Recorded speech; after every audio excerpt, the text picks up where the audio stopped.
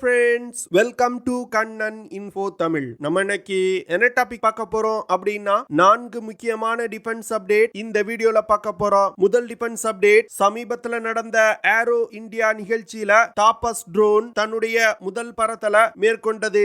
தாபஸ் ட்ரோனோட முதல் பறத்தலை பார்த்த பல டிஃபென்ஸ் எக்ஸ்பர்ட்ஸ் இந்த ட்ரோன் இந்திய படையினருக்கு ஒரு கேம் சேஞ்சர் அப்படின்னு சொல்றாங்க. தாபஸ் ட்ரோனை எதற்காக ஒரு கேம் சேஞ்சர் அப்படின்னு சொல்றாங்க? தாபஸ் ட்ரோன்ல இருக்கக்கூடிய சிறப்பு அம்சங்கள் மற்றும் அந்த ட்ரோனோட செயல்திறன் என்ன அப்படிங்கிறது குறித்து பார்க்கலாம். இரண்டாவது அப்டேட், இந்தியாவின் பாரத் டைனமிக்ஸ் நிறுவனத்திற்கு ஒரு மிகப்பெரிய ஆர்டர் கிடைச்சிருப்பதா செய்திகள் வெளிவந்திருக்கு. பாரத் டைனமிக்ஸ் நிறுவனத்திற்கு எந்த நாட்டிடமிருந்து ஆர்டர் கிடைப்பதற்கு வாய்ப்பு இருக்கு? இதன் மூலமா இந்தியன் டிஃபென்ஸ் இண்டஸ்ட்ரிக்கு என்னென்ன நன்மைகள் நடக்க உள்ளது அப்படிங்கிறது குறித்து பார்க்கலாம். மூன்றாவது அப்டேட், இந்தியா தன்னுடைய ஏர் டிஃபென்ஸ் சிஸ்டங்களை ஆன்டி ரேடியேஷன் மிசைல் தாக்குதல்ல இருந்து பாதுகாப்பதற்கு ஒரு சிஸ்டத்தை டெவலப் செஞ்சிருக்காங்க.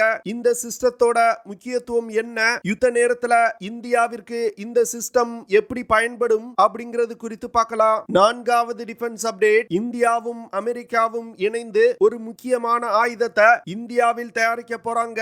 என்ன ஆயுதத்தை இந்தியாவும் அமெரிக்காவும் இந்தியாவில் இணைந்து தயாரிக்க போறாங்க? இதன் மூலமா இந்தியாவுக்கு கிடைக்கக்கூடிய நன்மைகள் என்ன அப்படிங்கிறது குறித்து நம்ம டீடைலா இந்த வீடியோல பார்க்கலாம். நம்ம சேனல்ல டிஃபென்ஸ் ரிலேட்டடா தினம் ஒரு வீடியோ பப்ளிஷ் பண்ணிட்டு இருக்கோம். உங்களுக்கு டிஃபென்ஸ் ரிலேட்டடான செய்திகளை உடனுக்குடன் தெரிஞ்சுக்கிடணும்னா நம்ம சேனலை சப்ஸ்கிரைப் பண்ணி சப்போர்ட் பண்ணுங்க. நீங்க பண்ற ஒவ்வொரு சப்ஸ்கிரிப்ஷனும் எனக்கு அடுத்தடுத்த வீடியோஸ் போடுறதுக்கு ஒரு மோட்டிவேஷனா இருக்கும். சமீபத்தில் நடந்த உக்ரைன் ரஷ்யா போர் மற்றும் அர்மீனியா அசர்பைஜான் யுத்தத்துல ட்ரோன்கள் மிகவும் ஒரு முக்கியமான பங்களிப்பு பண்ணியிருக்கு. இதனை தொடர்ந்து பெங்களூர்ல நடந்த ஏரோ இந்தியா நிகழ்ச்சியில உலகின் பல நிறுவனங்கள் தங்களுடைய ட்ரோன்களை காட்சிப்படுத்தி இருந்தாங்க. அந்த வகையில இந்தியாவும் தன்னுடைய தாபஸ் BH ட்ரோனை இந்த நிகழ்ச்சியில காட்சிப்படுத்தி இருந்தாங்க. அது மட்டும் இல்லாம தாபஸ் BH ட்ரோனோட முதல் பறத்தலை ஏரோ இந்தியா நிகழ்ச்சியில இந்தியா நடத்தினாங்க. இதனை தொடர்ந்து தாபஸ் BH ட்ரோனுக்கு நல்ல வரவேற்பு கிடைச்சிருக்கு. சமீப காலமா பாகிஸ்தான் மற்றும் சீனாவும் இணைந்து அன்மேன் ஏரியல் வெஹிக்கிள்களை தயாரிக்க ஆரம்பிச்சிருக்காங்க. அது மட்டும் இல்லாம பாகிஸ்தான் சமீப காலமா இந்திய எல்லைக்குள் ட்ரோன்களை அனுப்பி பிரச்சனை கொடுத்து வர்றாங்க. குறிப்பா சொல்லணும் அப்படின்னா ஜம்முல இருக்கக்கூடிய இந்திய விமானப்படை தளத்தின் மீது பாகிஸ்தான் ஒரு சிறிய வகை ட்ரோன்களை பயன்படுத்தி தாக்குதல் நடத்தினாங்க. இதுல இருந்து இந்தியா ஆன்டி ட்ரோன் சிஸ்டம் மற்றும் உள்நாட்டு ட்ரோன் தயாரிப்பை வேகப்படுத்தி இருக்காங்க.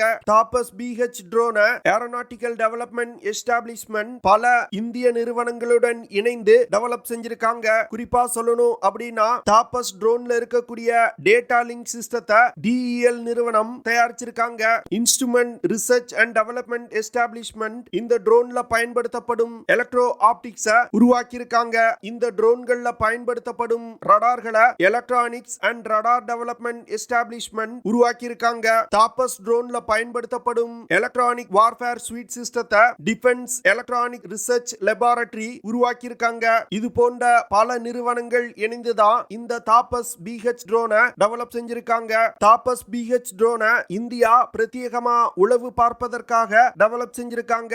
இந்த ட்ரோன்ல இருக்கக்கூடிய அதிநவீன கேமராக்கள் மூலமா எதிரிகளின் எல்லைக்குள் என்ன நடக்குது அப்படிங்கிற விஷயத்தை நம்மளால மானிட்டர் செய்ய முடியும். அடுத்து இந்த ட்ரோன்ல இருக்கக்கூடிய சிந்தட்டிக் ஆபர்ச்சர் ரடாரை பயன்படுத்தி டார்கெட்டுகளை ட்ராக் செய்ய முடியும். ட்ராக் செய்யப்படும் டார்கெட்டுகளோட கோஆர்டினேட்ஸை தாக்குதல் நடத்தக்கூடிய விமானங்கள் மற்றும் ட்ரோன்களுக்கும் அனுப்ப முடியும். தாபஸ் BH ட்ரோன்ல பயன்படுத்தப்படும் எலக்ட்ரானிக் வார்ஃபேர் ஸ்வீட் சிஸ்டத்தை எந்த ஒரு ஜாமர் சிஸ்டத்தாலும் ஜாம் செய்ய முடியாது. தாபஸ் ட்ரோன்ல இருக்கக்கூடிய எலக்ட்ரானிக் வார்ஃபேர் ஸ்வீட் சிஸ்டம் அந்த ட்ரோனை மட்டும் பாதுகாக்கக்கூடியது அல்ல, தாபஸ் ட்ரோனோடு இணைந்து பறக்கக்கூடிய விமானங்களையும் எதிரிகளின் மிசைல் தாக்குதல் இருந்து இந்த எலக்ட்ரானிக் வார்ஃபேர் ஸ்வீட் சிஸ்டம் பாதுகாக்கும். தாபஸ் ட்ரோன்ல பயன்படுத்தப்படும் சென்சார்கள் மற்றும் கேமராக்கள் மிகவும் சக்தி வாய்ந்தது. இந்த ட்ரோன்னால அதிவேகமா பறக்க முடியும். தாபஸ் ட்ரோன்ல ஒரு அதிநவீன டேட்டா லிங்க் சிஸ்டம் இணைக்கப்பட்டிருக்கு. இதன் மூலமா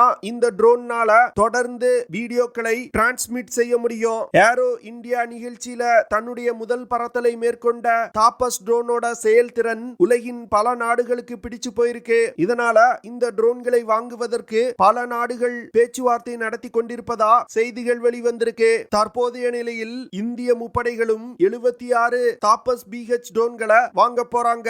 அதுல 60 தாபஸ் BH ட்ரோன்கள் இந்திய ராணுவத்திற்கும், 12 ட்ரோன்கள் இந்திய விமானப்படைக்கும், 4 ட்ரோன்கள் இந்திய கடற்படைக்கும் வழங்கப்பட உள்ளது. தாபஸ் BH ட்ரோன்னால அதிகபட்சமா 350 கிலோகிராம் எடை கொண்ட பேலோடுகளை சுமந்து கொண்டு பறக்க முடியும். இந்த ட்ரோன்கள் 9.5 மீட்டர் நீளமும் 20.6 மீட்டர் விங் ஸ்பேனும் கொண்டது. தாபஸ் BH ட்ரோனை இயக்குறதுக்கு 2 NPO Saturn 3060 டர்போ பாப் இன்ஜின் பயன்படுத்தப்படுது. இந்த இன்ஜினால 74 கிலோ நியூட்டன் த்ரஸ்ட ப்ரொடியூஸ் பண்ண முடியும். தாபஸ் BH ட்ரோன்கள்னால 224 கிலோமீட்டர் பெர் ஹார் வேகத்துல பறக்க முடியும். இந்த ட்ரோன்கள்னால அதிகபட்சமா 1000 கிலோமீட்டர் தூரம் வரைக்கும் பயணிக்க முடியும். தாபஸ் BH ட்ரோன்கள்னால தொடர்ந்து 24 மணி நேரம் பறக்க முடியும். இதனால இந்த ட்ரோன்களை பயன்படுத்தி எதிரிகளின் எல்லைக்குள் அதிக நேரம் உளவு பார்க்க முடியும். தாபஸ் BH ட்ரோன்கள்னால அதிகபட்சமா 35,000 அடி உயரத்துல பறக்க முடியும். அடுத்த அப்டேட், சமீபத்துல பாரத் டைனமிக்ஸ் நிறுவனம் ஒரு ஸ்டேட்மெண்ட் ரிலீஸ் பண்ணாங்க. அந்த ஸ்டேட்மெண்ட்ல பெங்களூர்ல நடைபெற்ற ஏரோ இந்தியா நிகழ்ச்சியில 10க்கும் மேற்பட்ட ஒப்பந்தங்கள் கையெழுத்திடப்பட்டதா அவங்க அறிவிச்சாங்க. அது மட்டும் இல்லாம 255 மில்லியன் அமெரிக்க டாலர் மதிப்பிலான ஆர்டர்கள் தங்களுக்கு கிடைத்திருப்பதா பாரத் டைனமிக்ஸ் நிறுவனம் அறிவிச்சாங்க. இதனை தொடர்ந்து பாரத் டைனமிக்ஸ் நிறுவனத்தின் பங்குகள் பங்கு சந்தையில மிகப்பெரிய வளர்ச்சியை கண்டிருக்கு. குறிப்பா சொல்லணும் அப்படின்னா 14% மேல பாரத் டைனமிக்ஸ் நிறுவனத்தின் பங்குகள் விலை உயர்ந்திருக்கு. சமீபத்தில் நடந்த ஏரோ இந்தியா நிகழ்ச்சியில லேசர் கைடட் ராக்கெட்ஸை இந்தியாவில் தயாரிப்பதற்கு UK நாட்டின் டாலஸ் நிறுவனத்திற்கும் பாரத் டைனமிக்ஸ் நிறுவனத்திற்கும் ஒப்பந்தம் கையெழுத்திடப்பட்டது. அதற்கு அடுத்து இரவு மற்றும் பகல் நேரத்துல தொலை தூரத்தில் இருக்கக்கூடிய டார்கெட்டுகள் மீது தாக்குதல் நடத்தக்கூடிய லாங் ரேஞ்ச் பிரிசிஷன் கைடட் யூனிட்ஸை UAE நாட்டின் அல் தாரிக் நிறுவனத்துடன் இணைந்து இந்தியாவில் தயாரிப்பதற்கு பாரத் டைனமிக்ஸ் நிறுவனம் ஒரு ஒப்பந்தத்துல கையெழுத்திட்டு இருக்காங்க. அது மட்டும் இல்லாம பாரத் டைனமிக்ஸ் நிறுவனம் சமீபத்துல இந்திய விமானப்படையில் பயன்பாட்டில் உள்ள ரஃபேல் போர் விமானங்கள்ல இந்திய தயாரிப்பு ஆயுதங்களான Astra, smart anti airfield weapon போன்ற ஆயுதங்களை இணைப்பதற்கான ஒப்பந்தத்தையும் கைப்பற்றி இருக்காங்க. இது போன்ற 10க்கும் மேற்பட்ட ஒப்பந்தங்கள்ல பாரத் டைனமிக்ஸ் நிறுவனம் கையெழுத்திட்டு இருக்காங்க. ஆனா பாரத் டைனமிக்ஸ் நிறுவனத்திற்கு கிடைச்சிருக்கக்கூடிய 255 மில்லியன் அமெரிக்க டாலர் மதிப்பிலான ஆர்டர்ல ஒரு பல்கான ஆர்டர் அர்மீனியா நாட்டிடம் இருந்து வந்திருக்கலாம் அப்படின்னு டிஃபென்ஸ் எக்ஸ்பர்ட் சொல்றாங்க. அர்மீனியா பாரத் டைனமிக்ஸ் நிறுவனத்திடம் இருந்து நாக் ஆன்டி டேங்க் கைடட் மிசைல்களை பெருமளவுல வாங்கி பயன்படுத்த உள்ளதா செய்திகள் வெளிவந்திருக்கு. அடுத்த அப்டேட், இந்தியாவின் ஏர் டிஃபென்ஸ் சிஸ்டங்களை எதிரிகளின் ஆன்டி ரேடியேஷன் மிசைல் தாக்குதல்ல இருந்து பாதுகாப்பதற்கு பாரத் எலக்ட்ரிக்கல் லிமிடெட் நிறுவனம் ஒரு அன்மேன் ஆன்டி ரேடியேஷன் டீகாய் சிஸ்டத்தை டெவலப் செஞ்சிருக்காங்க. இந்த டீகாய் சிஸ்டத்தை பயன்படுத்தி இந்தியா பயன்படுத்தக்கூடிய ஏர் டிஃபென்ஸ் சிஸ்டங்களை எதிரிகளின் ஆன்டி ரேடியேஷன் மிசைல் தாக்குதல்ல இருந்து பாதுகாக்க முடியும். அதாவது ஒரு யுத்தத்தோட தொடக்கத்துல சிட் அப்படின்னு சொல்லக்கூடிய suppression of enemy air defence ஆபரேஷன்களை கேரி அவுட் செய்வாங்க. அப்பொழுது ஆன்டி ரேடியேஷன் மிசைல்களை பயன்படுத்தி ஏர் டிஃபென்ஸ் சிஸ்டங்களை தாக்கி அழிப்பாங்க. தற்போது இந்தியா டெவலப் செஞ்சிருக்க ஆன்டி ரேடியேஷன் டீகாய் சிஸ்டம் ஒரு ஏர் டிஃபென்ஸ் சிஸ்டத்துல இருந்து வரக்கூடிய ரடார் ஃப்ரீக்வென்சியை எமிட் பண்ணும். இதனால எதிரிகளால் ஏவப்படும் ஆன்டி ரேடியேஷன் மிசைல்கள் ஆன்டி ரேடியேஷன் டீகாய் சிஸ்டத்துல இருந்து வரக்கூடிய சிக்னல்களை ஏர் டிஃபென்ஸ் சிஸ்டத்துல இருந்து வரக்கூடிய சிக்னல்கள் அப்படின்னு கணித்து அதை சென்று தாக்குதல் நடத்தும். இதனால இந்திய ஏர் டிஃபென்ஸ் சிஸ்டங்களை எந்த ஒரு ஆன்டி ரேடியேஷன் மிசைல்கள்னாலையும் தாக்கி அழிக்க முடியாது. அதே வேளையில இந்திய ஏர் டிஃபென்ஸ் சிஸ்டங்கள் தங்கள் மீது தாக்குதல் நடத்தும் எதிரிகளின் விமானங்கள் மற்றும் ட்ரோன்கள் மீது மிக துல்லியமான தாக்குதல்களை நடத்த முடியும். பெரும்பாலும் ஏர் டிஃபென்ஸ் சிஸ்டங்களை எதிரிகளின் ஆன்டி ரேடியேஷன் மிசைல் தாக்குதல்ல இருந்து பாதுகாப்பதற்கு ஏர் டிஃபென்ஸ் சிஸ்டங்களை ஆஃப் செய்து வைப்பாங்க. ஆனா அப்படி செய்வதன் மூலம் எதிரிகளின் விமானங்களுக்கு நமது பகுதிக்குள் ஊடுருவி சென்று தாக்குதல் நடத்துவதற்கு ஒரு வாய்ப்பை கொடுக்கிறோம். ஆனா தற்போது இந்தியா டெவலப் செஞ்சிருக்க இந்த ஆன்டி ரேடியேஷன் டீகாய் சிஸ்டத்தின் மூலமா நமது ஏர் டிஃபென்ஸ் சிஸ்டங்களை சுவிட்ச் ஆஃப் செய்ய தேவையில்லை. நமது ஏர் டிஃபென்ஸ் சிஸ்டங்களை நோக்கி வரக்கூடிய ஆன்டி ரேடியேஷன் மிசைல்களை குழப்பி திசையை மாற்றிவிடும். வரும் காலத்துல இந்தியா டெவலப் செஞ்சிருக்க இந்த ஆன்டி ரேடியேஷன் டீகாய் சிஸ்டம் ஒரு யுத்த நேரத்துல பெருமளவு பயன்படுத்தப்படும் அப்படின்னு அப்படின்னு டிஃபென்ஸ் எக்ஸ்பர்ட் சொல்றாங்க. அடுத்த அப்டேட், சமீபத்துல இந்தியாவின் நேஷனல் செக்யூரிட்டி அட்வைசரான அஜித் தோவால் அவர்களும் அமெரிக்காவின் நேஷனல் செக்யூரிட்டி அட்வைசரான ஜாக் சுலைவனும் சமீபத்துல ஒரு முக்கியமான பேச்சுவார்த்தையில ஈடுபட்டாங்க.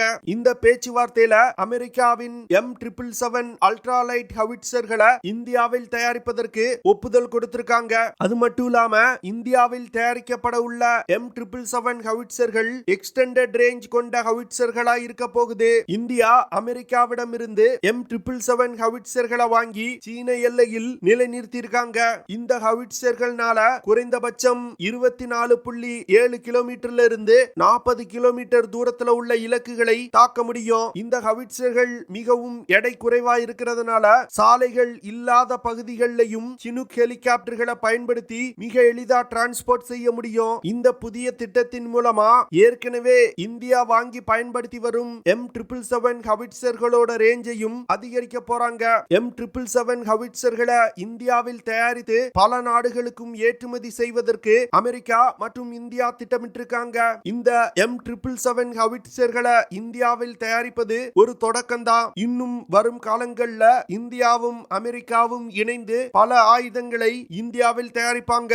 ஓகே ஃப்ரெண்ட்ஸ், நம்ம வீடியோவோட நிறைவு பகுதிக்கு வந்துட்டோம். இதெல்லாம் தான் நான் உங்ககிட்ட ஷேர் பண்ணணும் அப்படின்னு நினைச்ச விஷயங்கள். ஐ ஹோப் நான் ஷேர் பண்ண விஷயங்கள் உங்களுக்கு பிடிச்சிருக்கும்னு நினைக்கிறேன். அப்படி பிடிச்சிருந்துச்சுன்னா ஷேர் பண்ணுங்க, லைக் பண்ணுங்க, கமெண்ட் பண்ணுங்க, மறக்காம நம்ம சேனலுக்கு சப்ஸ்கிரைப் பண்ணுங்க. அப்படியே அந்த பெல் நோட்டிபிகேஷனை கிளிக் பண்ணி ஆல்ங்கிற ஆப்ஷனை எனேபிள் பண்ணிக்கங்க. See you in the next video. Jai Hind.